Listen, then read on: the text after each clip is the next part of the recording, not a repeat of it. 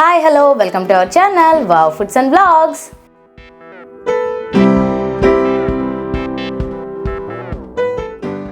ఈరోజు నేను చూపించబోయే రెసిపీ దబ్బకాయ పొక్కింపు పచ్చడి. ఇది చాలా చాలా బాగుంటుందండి.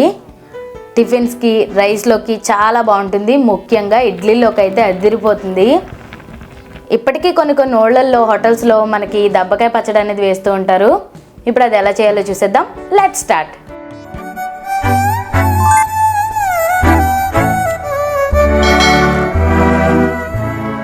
ముందుగా దబ్బకాయని తీసుకుని కట్ చేసుకోవాలి. నేను ఇక్కడ పెద్ద సైజు దబ్బకాయ తీసుకున్నాను. దీన్ని మనం చిన్న చిన్న పీసెస్గా కట్ చేసుకుందాం. దీనికి మనం తొక్క ఏమీ తీయనవసరం లేదండి. తొక్కతోనే మనం ముక్కలు కట్ చేసుకుంటున్నాం. ఈ గింజలు ఒకటి తీసుకుంటే సరిపోతుంది. ఇప్పుడు వీటిని చిన్న చిన్న ముక్కలుగా కట్ చేసుకుందాం.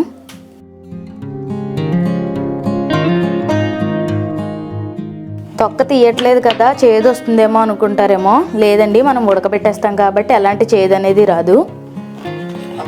మరీ పెద్ద పెద్ద ముక్కలు చేసుకోకండి, తినడానికి అంత బాగోవు. ఇప్పుడు మనం పచ్చిమిర్చిని ఘాటు పెట్టుకుందాం. తరగనవసరం లేదండి, ఇలా మధ్యలో ఘాటు పెట్టుకుంటే సరిపోతుంది. ఆ పచ్చడికి మధ్య మధ్యలో ఆ పచ్చిమిర్చి తగులుతూ ఉంటే చాలా చాలా బాగుంటుంది. ఊరు ఇంకా బాగుంటాయి. ఇప్పుడు మనం కారం ప్రిపేర్ చేసుకుందాం. ఇప్పుడు స్టవ్ మీద ప్యాన్ పెట్టి 1 స్పూన్ మెంతులు వేస్తున్నాను. ఎక్కువ వేయని అవసరం లేదండి, ఎక్కువ వేస్తే చేదు వచ్చేస్తాయి. ఇవి కొద్దిగా కలర్ చేంజ్ అయ్యాయి కదా, ఇప్పుడు దీంట్లోనే 1 స్పూన్ ఆవాలు కూడా వేస్తున్నాను. ఒకవేళ మీ దగ్గర ఆవాలు, మెంతులు వేయించిన పొడి ఉంటే అదైనా వేసుకోవచ్చు. ఇవి కొద్దిగా కలర్ చేంజ్ అవ్వాలి. చూసారుగా, కలర్ చేంజ్ అయిపోయి ఇలా వేగితే సరిపోతుంది. ఇప్పుడు దీన్ని ఒక మిక్సీ జార్లోకి తీసుకుందాం. ఇప్పుడు ఇదే బాండీలో కొద్దిగా నూనె వేస్తున్నాను. దీనిలో ఎండుమిర్చి వేయించుకుందాం.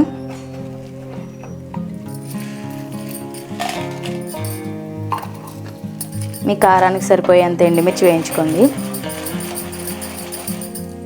ఈ ఎండుమిర్చి ప్లేస్లో పచ్చికారమైనా వేసుకోవచ్చు. దానికంటే కూడా ఇది కొంచెం డిఫరెంట్ టేస్ట్ వస్తుంది.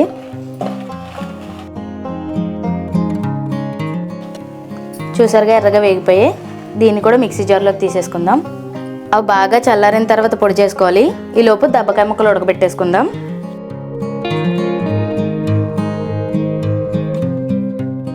ఇప్పుడు దీనిలో తరిగి పెట్టుకున్న దబ్బకాయ ముక్కలు, ఒక గ్లాసు వాటర్ పోస్తున్నాను.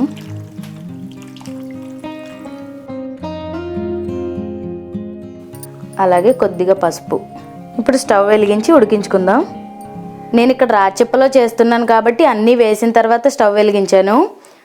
ఖాళీ రాచిప్పని మంట మీద పెడితే పగుళ్ళు పడుతుంది, అందుకని ఇలా చేసుకోవాలి.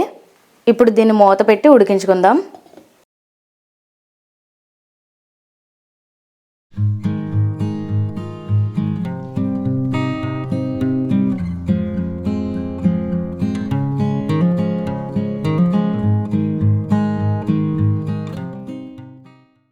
ఇప్పుడు దీనిలో ఇందాక చీల్చి పెట్టుకున్న పచ్చిమిర్చి వేసేసుకుందాం.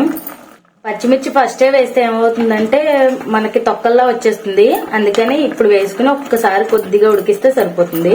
పచ్చిమిర్చి ముందే వేసుకుంటే పేస్ట్ అయిపోతాయి. మనకి పచ్చిమిర్చిలా కావాలి అనుకున్న వాళ్ళు ఇలా ఈ టైంలో వేసుకోండి.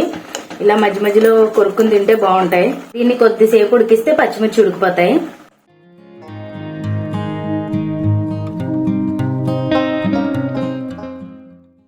ఇప్పుడు దీంట్లో మనం రుచికి సరిపోయేంత ఉప్పు, అలాగే బెల్లం కూడా వేసేస్తున్నాం.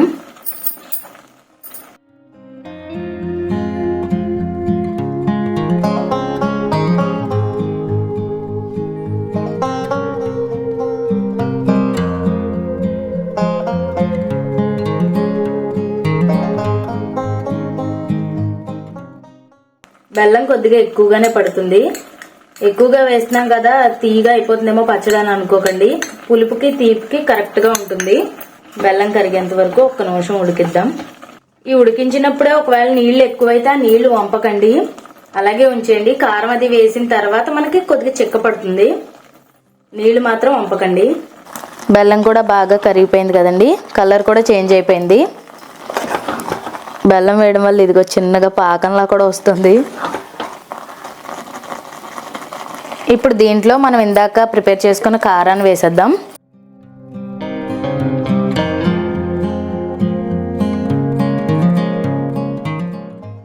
ఇప్పుడు స్టవ్ ఆఫ్ చేసేసి ఇదంతా మొత్తం కలిపేసుకుందాం. హోటల్ వాళ్ళు ఏం చేస్తారంటే అండి, ఇప్పుడు ఈ ముక్కల్ని కూడా వాళ్ళు మిక్సీ పట్టేస్తారు, పల్చగా ఉంటుంది. మనం ఎలాంటి మిక్సీ పట్టట్లేదు, ఎందుకంటే మనం అన్నంలో కూడా వేసుకుంటాం కాబట్టి ఇలా ముక్కలుగా ఉంటేనే బాగుంటుంది.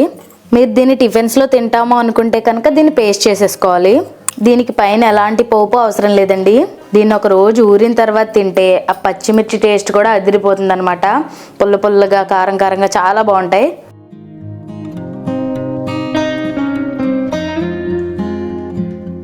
చూసారుగా, ఇదేనండి దబ్బకాయ పొక్కింపు పచ్చడి. ఈ ఉడికించిన ప్రాసెస్నే పొక్కింపు అంటారు. మీరు కూడా ట్రై చేసి ఎలా వచ్చిందో కామెంట్ చేయండి. వీడియోని లైక్ చేయండి, షేర్ చేయండి. మా వీడియోస్ ఫస్ట్ టైం చూస్తున్నట్లయితే ఛానల్ని సబ్స్క్రైబ్ చేసి పక్కనున్న బెల్ని ఆల్లో పెట్టుకోండి. రేపు ఇంకొక వీడియోలో కలుస్తాను. Thanks for watching. This is Aparna signing off.